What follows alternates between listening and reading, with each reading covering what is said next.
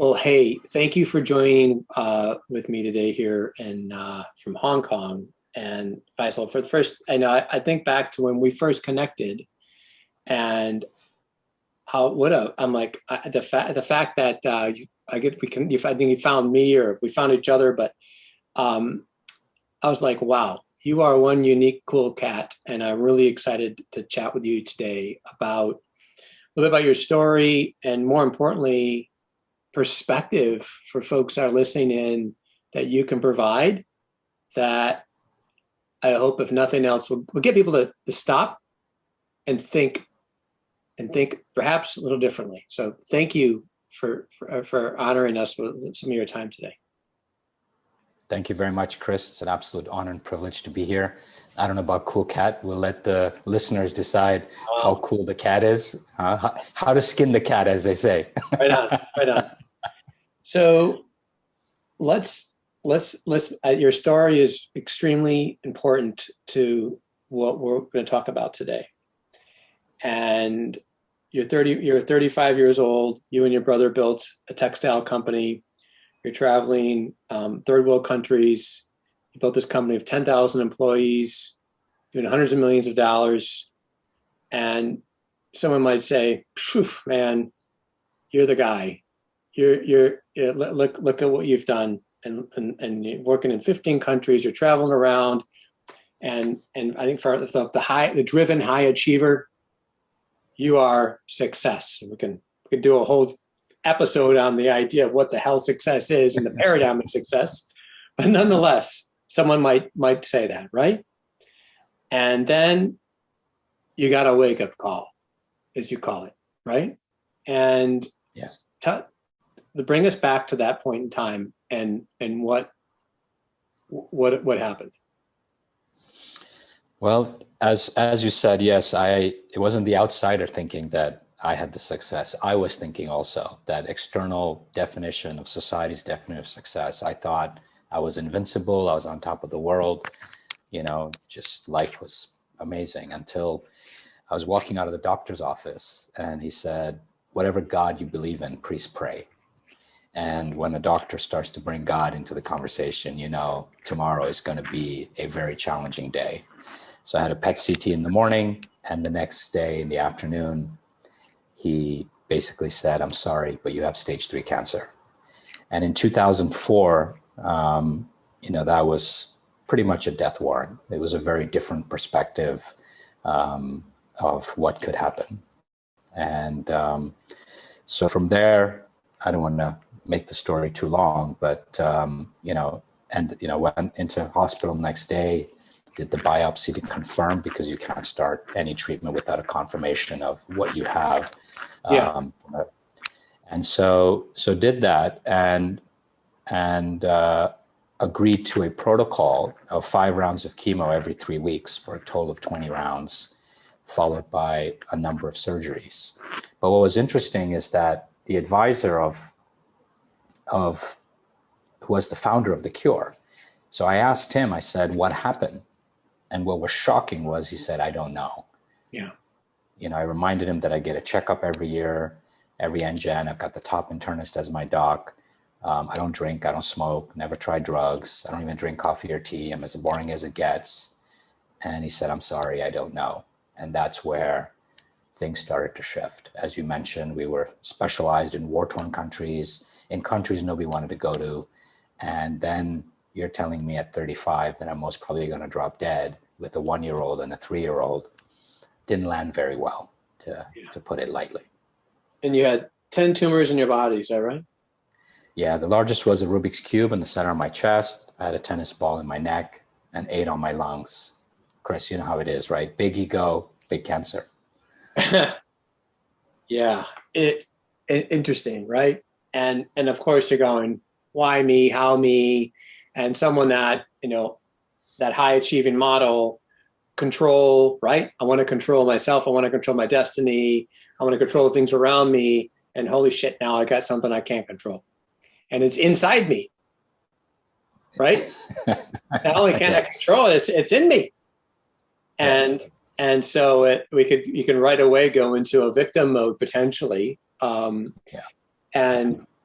And it's I mean, as I thought as we're having our conversation today, it's that hopefully most folks don't have to have your experience to wake up.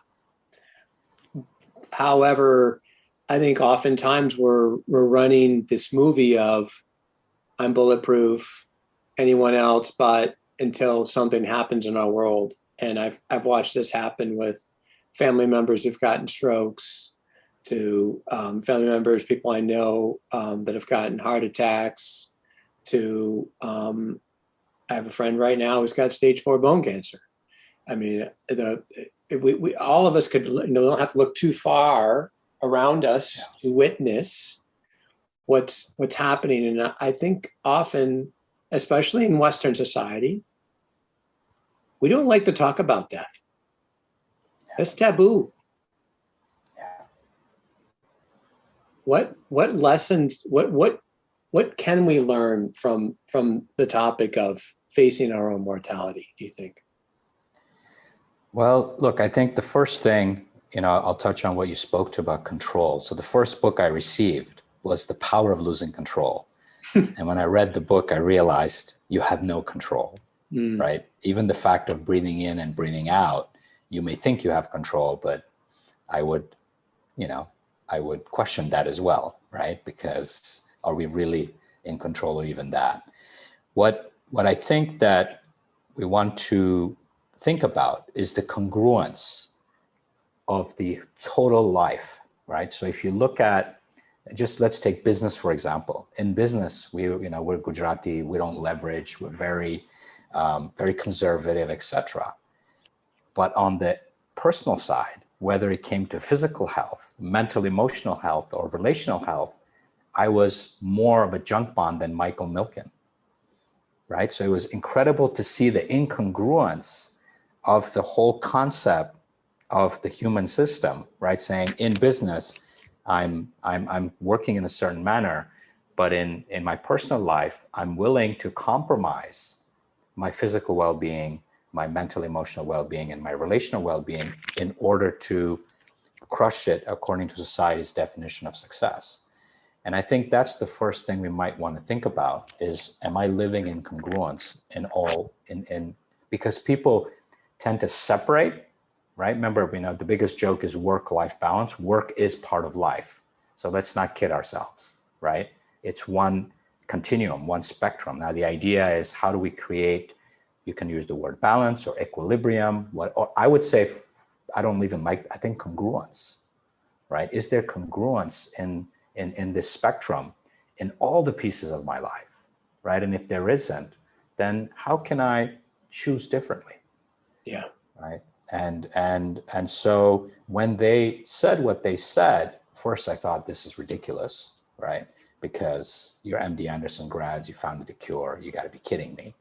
And I was lucky enough to, one thing I learned very early was to start with the beginner's mindset and to say, and the other is to ask for help. And that's how the journey began, where I was completely out of my league, completely. But I've been out of my league in business before in many areas. But in this one, it was like, wow, we're really, and as you can imagine, I wasn't really in the mood to go with a 1-year-old and a 3-year-old, right? And I can go through that whole, preparation piece later in the talk, if you like. And so that was the first wake-up call, right? Congruence, right? The other was, understanding that at the end of the day, if you compromise your physical, mental, emotional, and relational well-being, your body will respond because it has a capacity at which point it says enough is enough, right? Because remember, cancer it's internal, it's not external, it's not an invasive, right? 40% of things that happen to us are viruses and infections. They come from the outside. So we go to the outside, like mechanics for a car, to doctors to help us. But 60% are from the inside, chronic illness, cancer, even dementia today, right? All of these are from the inside. So would you go to the mechanic if there was a manufacturer's defect, or would you go to the manufacturer? And in this case, it's ourselves.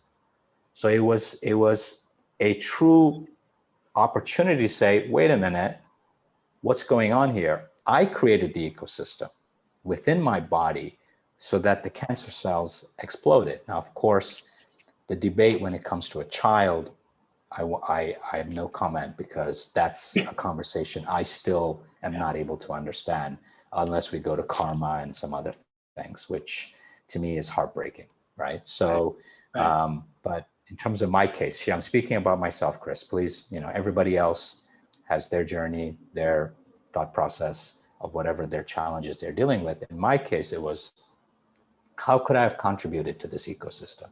And that's how I started to ask that question, and step by step ask for help, in those three realms. That's it's a really an empowered way to go, because I would challenge to say that most people would advocate responsibility somewhere else. And by creating 100% responsibility, saying, okay, I don't know maybe what it was at this moment, but if I have my paradigm is that somehow, some way, I created an environment for something to grow, behave, then by taking that first step, you actually created empowerment so that you could do something about it.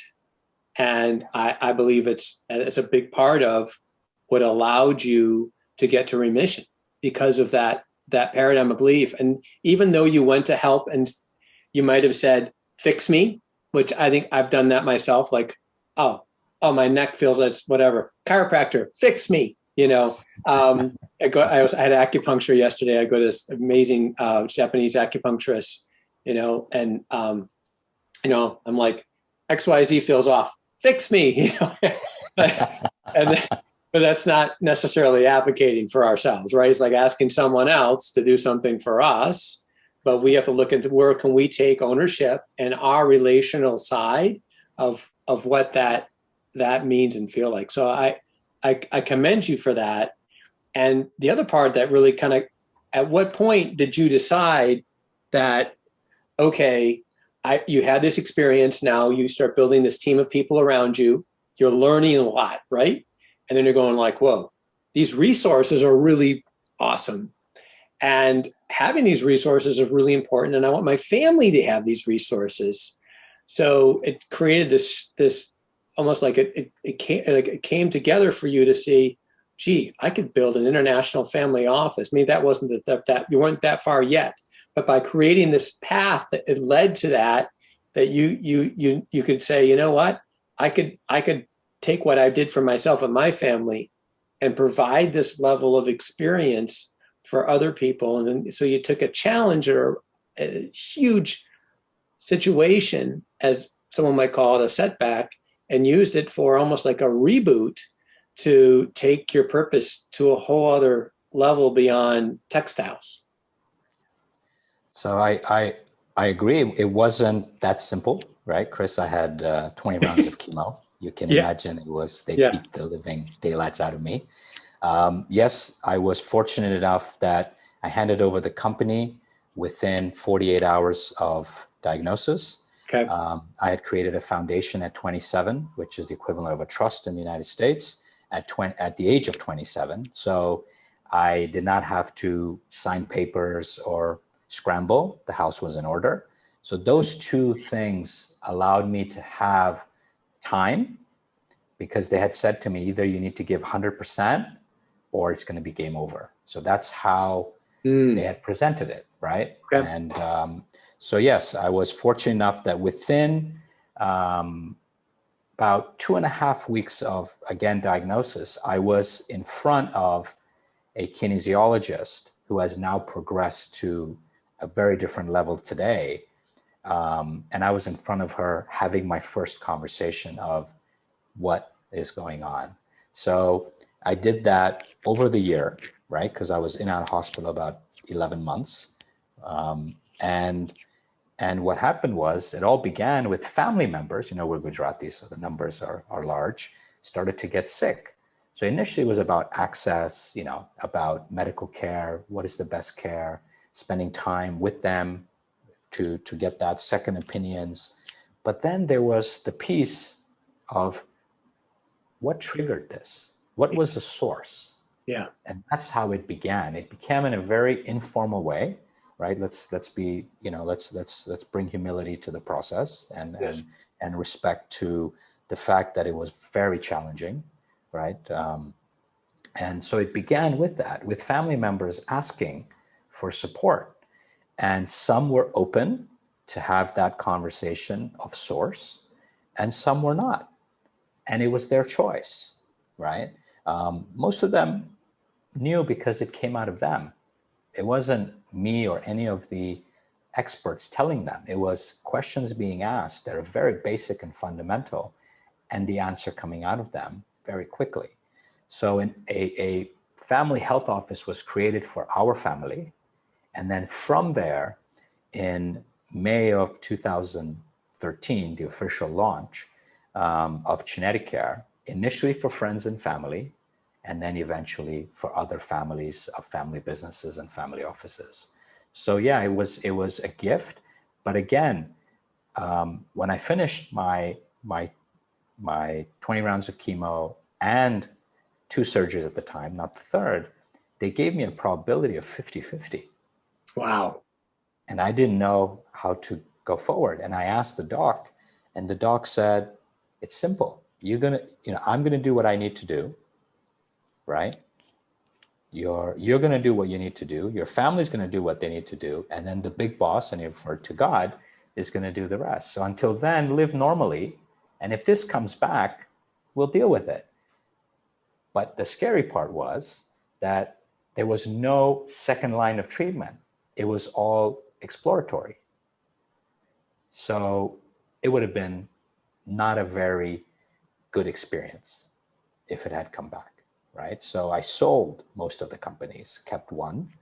I spoke to a lot of elderlies at the time, and I said, guys, I want to just give back. They said, no, you need a machine to have the money to give back. So don't go asking people for money. Keep one machine running so that you can give back. And so that's how, things evolved over time. So it was a continuum of going through the pain, going through the suffering. But in this case, like you said, the suffering was minimal, because when I say suffering, means not the physical, because I didn't resist what was, because the cards that were laid to me. Yeah. Right. And what really brought it home was that every time I had a PET CT, and I had a lot of them, right, because the markers had to drop by 90% every 5 rounds. So that means the disease had to be reduced by 90% every 3 weeks to be able to come to normality. That's how off balance I was, right? So every time I had a PET CT, when I was in the little donut, right? It's a little better now. The other side's open. And when I had it, the other side wasn't open. So it's a little more comfortable today. I would meditate, and I would visualize saying goodbye. And I visualized my parents, my brother, my cousin brother, my spouse. But what really brought reality home was that my body wouldn't even allow me to visualize saying goodbye to my 2 boys. And that was the wake-up call of, wow, right? This is, people talk about it when it's time, it's time. Yeah. But it's not so easy and not so simple. And I've been doing that exercise ever since. Yeah. Continue doing it. So I think it's a very humbling experience from that perspective. But to answer, it was a process. It's they always say, right? Yeah, we're, every company, whether it's FedEx or wherever, yeah, it's an overnight success, and it was 10 years, right? So let's be real. What, outside of obviously wanting to stay alive for your family, was there any other resources you pulled on to get you through some of the low lows? Yeah, look, I had like I said, I mean, I did a lot of reading, but I had a number of what you would call experts that helped me. So from everything from functional medicine to integrative medicine to psychotherapy to Ayurveda to mind trainers to yoga instructors to kinesiologists. So slowly, step by step, I started to understand a lot of the pieces. And what was interesting is one of them very early on said that you're very powerful here. And obviously, this is an audio, which I'm pointing to my head, right? That you're very powerful in your head. And through this experience, if you really learn the lesson, you will become very powerful in your heart. And with that combo, you will, God willing, or whatever word, universe, create something that you could never imagine. And that was kind of implanted, right? Just like when I was in school, I remember in grade 9, my counselor implanted a school in my head. And it was interesting. I ended up going to that university because they just planted a seed. And this was a seed that was planted by one of the, one of the members now of my core team that said, this is an opportunity for you to really, really, you know, balance and find a rhythm between head and heart, right? The balance, not, you know, and obviously I've written a book on 4 steps, and Yeah. it's interesting, right? The unity of head and heart. So that was, I think, the it's always nudges, right? Those little nudges that that that help you rethink. What is my purpose? Why am I here? And of course, the question was obviously that if I survive, how am I going to choose differently? Mm. Not just for the boys, right? Because that was my purpose. That was my driver, right? But now that I'm alive, beyond that, how am I going to live? Right? How am I going to be of service? How am I going to be in gratitude for this second chance? So my halftime, unlike most people who have it at 50, 60, was at 35. Now you can say it's a good thing. You can say it's not. That's open to debate. But for me, all I can say is that I'm grateful that I had cancer versus dropping of a heart attack or something else that could have easily happened, right? And so, because in cancer, I know it's, I don't want to put it down, but you have time. That's the advantage of cancer, that you have time in most cases to say sorry, to prepare, to mend, to, speak the truth, cry, whatever it is, right? You have that opportunity. And that was the blessing within, the incredibly challenging experience that that I went through. But it was also very challenging. I mean, imagine for my parents, way more challenging probably than me, because they were watching. Mm. Right? The boys didn't really understand. They understood energetically, but not conceptually, because they were 1 and 3. And then obviously for my spouse at the time, right? And for her, her mother had passed away when she was 18 of ovarian cancer. And Mm. here she was at 27 with a spouse who's being told he might drop. Like that's pretty brutal. Yeah.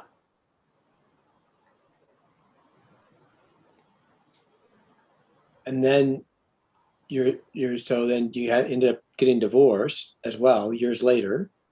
Yes. What were the lessons that came out of that?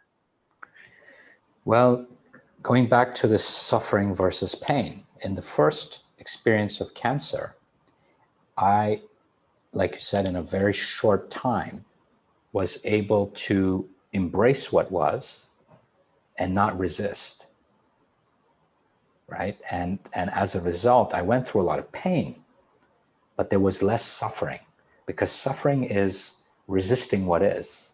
Yeah. While when I was going through the divorce, I resisted what was. And as a result, I suffered. Mm.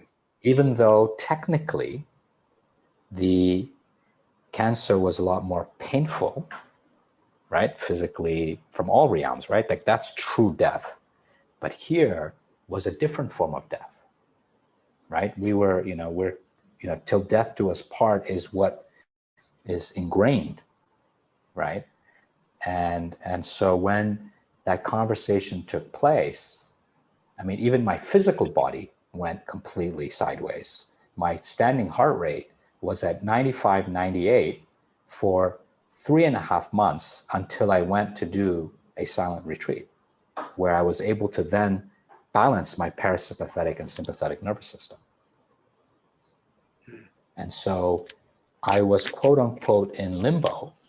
But it was interesting because the conversation took place 3 weeks after I built my team for genetic care. And genetic care actually supported me to have purpose beyond this, quote unquote, shattering experience that was going on.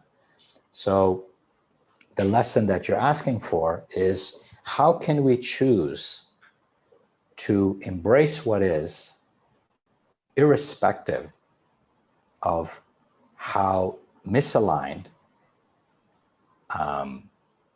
unfathomable, right? Completely, shocking experience that's happening, right?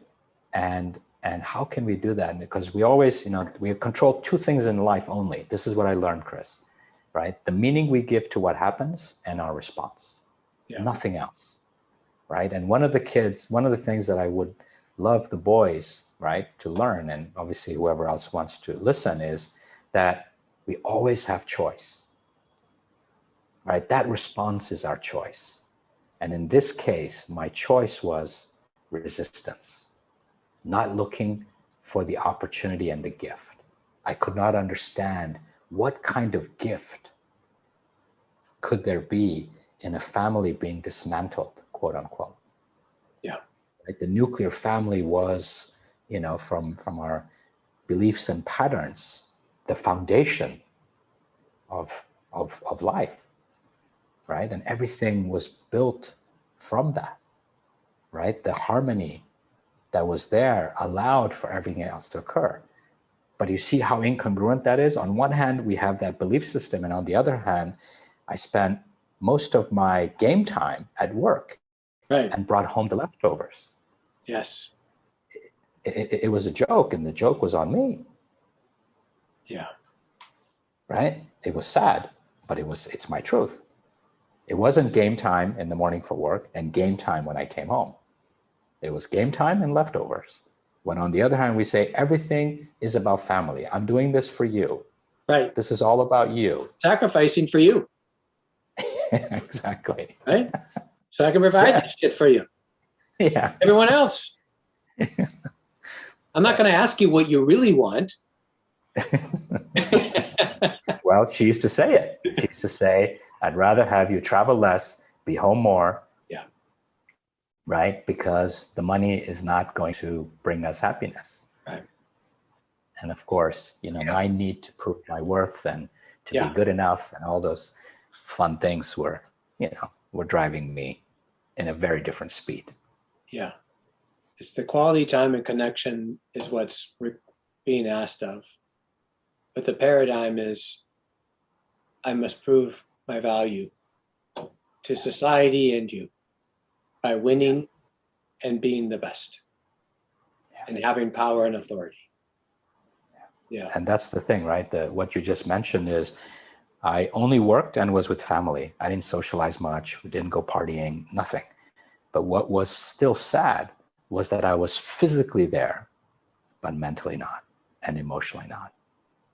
Like that was the real sad truth.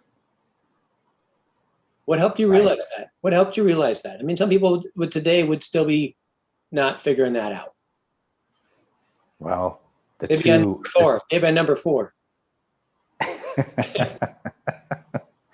Well, I think the absolute lack of control, right? I mean, the first thing you learn, at least for me in cancer, was that yes, you have no control, as you said, but also that you need to depend on others, right? Yeah.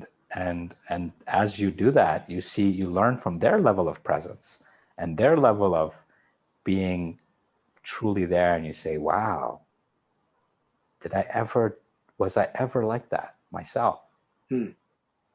As I moved through the day,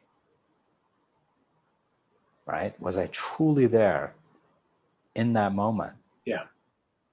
Or was I just going through the motion? Right? And that's, so the experience of that day to day opened up a whole new space of, wait a minute, I'm physically present. And then, of course, I asked my spouse, and she said, yeah, I would ask you a question. And this is two of us on date night. And she said, I'd ask you a question, and you'd say, huh? And then I ask you again, and you'd say, huh? And then I would just stop. And this is two of us on a dining table in a restaurant. Right? Yeah. Right? This is me, Chris. So I'm not going to hide behind the, something this is the truth. Right. And I get it. It's sad, but that's what I was. I've been in that place myself many years ago. So I get it. Yep. I get it. I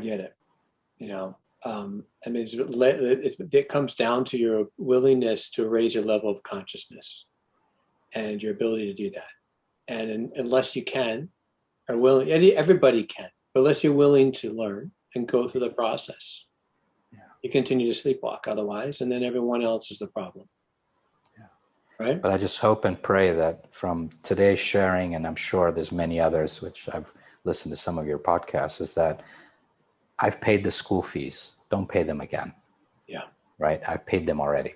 Yeah. Right? On behalf of many of us. So how can we listen to this, not as that's not me, I'm not like that, I'm not so checked out, or I'm not so whatever, right? But there are parts of me, even today, right, that do some of that. Of course. Right? Let's be honest, right? We're human, right? And so right. It's how can we be, choose moment by moment. Yeah. Right? And I know it's easier said than done, but really bring in intentionality before each encounter, right? I have, a dear friend who always says, as he walks in the door, he says, what would love do now? Whether he's entering into a meeting, whether it's entering into his home, whether it's entering into a gym, whatever it is, into his car, he asks himself, what would love do now? And as we bring that, and you can change love to something else, right? Whatever resonates for you, just to bring us back to that center, bring us back home, right? And I think home maybe is, center for some, it's like, oh, these guys are talking, out in the air again. No, that's really, really, really good and profound. And the last questions I wanted to ask you in regards to your experience and what you can provide in perspective. What would be your advice to someone that really is looking to get more clarity on their purpose? Well, we do this exercise, and I'm not here to market, but we do this exercise called the Power of Nine. And you can go onto the website, and if you want, I can share the link with you. And the exercise is to really do an exercise, a review of your values, your three values, your three talents, and your three aspirations. And when we say talents, we mean inner genius. And that every day, as you go through your day or your decisions, you begin with it. And the idea is to embody it. So there's actually a breathing exercise and a movement exercise that you do, which will help you realize or understand whether what you've written is in congruence with your core. So this is not just a left brain, let me write this down. And talent is not my expertise. Okay, this is really my inner being, right? And so through that, it helps you then move towards my purpose, right? Because people, now everybody's like, oh, this is my purpose, and what's my my passion and all of that, we have to understand that there could be a difference between what you're really good at and what your purpose is. And it's to be able to either find purpose within what you're good at, or be okay that I could be really good at this, but I still am focusing in that direction. And that's the challenge that many of us have today, right? That we end up letting go of what we're good at, and then are challenged because we're just moving in the other direction, right? And especially when you talk about halftime, right, that I spoke to before, the idea is that what strengths can I use from my genius to be able to give back? And so in my case, I operated in third world countries and challenging countries where I learned crisis preparation and crisis management, right? And being completely out of my league many times. And in this company, it started with that too. But the difference there was government and countries. Here, it's human beings and families, right? So you're still using that skill set. And that's something that I would encourage everyone to sit back and say, wait a minute, what is my inner genius? What is that? And be humble, but at the same time, celebrate. Yeah. Right? Acknowledge. Because, many of us are not willing to bring ourselves up to that space of, wait a minute, actually, I'm really good at that. And I'll just give one example before you ask the next question, is I always ask people to say, when somebody hears the name Chris, what are the 3 things that come to mind immediately? And do that exercise with 5 people. Yeah. And then listen, and you will find a lot of your inner genius. I'd rather you do it internally, but you can have a little bit of an affirmation of that inner genius from 5 people. But they need to answer quickly, Chris, not, oh, let me think about it, right? Like really literally, what are the 3 words that come up? And that will help you, right? To kind of just find the space. I don't want to go into a huge process, but this is just something that works, because we have a lot of people who come in, they sell their companies, or they're going from management to advisory. And when they don't do that exercise, like I had somebody yesterday come in and he said the person is lost. Yeah. And it's the same thing. What happens if you end up very sick like I did? Because you ask yourself, who am I? That's right. And that is not a good question to be asking. At 35, it's still okay. But when you're 75 or 80 and not well, I've been there with many people. It's a tough experience, right? So I think who am I is important through these 3 pieces. Then what is my purpose? Because that will guide you towards that, because at least you have the pieces of the puzzle to move towards that. I don't know. I hope that answers your question. No, that's really, really good. Yeah. You wrote a book, 4 Steps to Flow, Living a Meaningful Life, right? And it's on Amazon. Where else can we direct people to learn more about you and what your organization does? I mean, look, in the company's called Genetic Care, right? We've done about 80 webinars since COVID, because a lot of families and individuals were really challenged. Yeah. So we started off the first 5 weeks, we did 14 webinars, because people were really, from homeschooling to leading from remotely to communication to relationships to parenting. I mean, people were really thrown off. So that's, and that comes in podcast form. It comes in, so that's, I think, something that would You're on YouTube too, correct? Yeah. Yep. Yes. So it's YouTube, Apple Podcasts, so I think that would be a great resource. I happen to be the host, but there's an expert on every podcast or webinar, if you want to physically see, and most of them are best in class in terms of what they do, all the way to dementia, to endocrinology. So it's the physical side. So we've got gut health, brain health, sleep health, nutrition, fitness, genomics, epigenetics, thoughts, emotions, communication, relationships, beliefs and patterns, mind, body. I don't want to go, Yeah. it's the whole 9 yards. So that's the value, and it's free, of course. And we did it for free because people were really, really thrown off, and that's what I would really encourage people, right? And that's what happened to me is that have you built the physical muscle? Have you built the mental, emotional muscle and the relational muscle to have the resilience, to be agile and adaptable no matter what happens in life? In this case, it happened to be COVID, right? In my case, I ended up with cancer and then a relational issue. We're all going to have challenges that are going to be presented, right? Many of us running businesses are challenged continuously in terms of viability, in terms of adaptability. So it's resilience, agility, adaptability, right? And the 4 steps talks about the experience of embracing what is, right?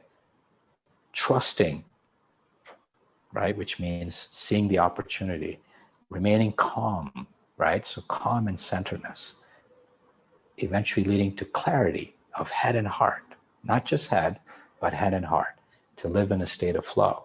And the idea is that flow is not something that you just experience when you're running or doing a sport or making love. It's a state of being that is a choice, right? That we can continue to choose moment to moment, and again, we can do that through building that muscle, whether it's through meditation, whether it's journaling, right? All the different pieces that I know you have as a daily practice, right?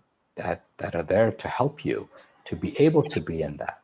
And of course, our children are the first ones to remind us when we're not in flow or not in presence. Yeah. They're the best policemen in that space. Yeah. My daughter said recently, Dad, I haven't seen you write in your journal. I said, well, it's kind of private. No, but I haven't seen you do it. Have you? She's 7. So Yeah, yeah. because she's feeling some of the stuff that should be in the journal being projected at her, Chris, or projected to her mom. Yeah. So Quit picking up what's going on. Don't need another mirror. well, the children come to teach you the lessons you need to learn, right? Right. Dr.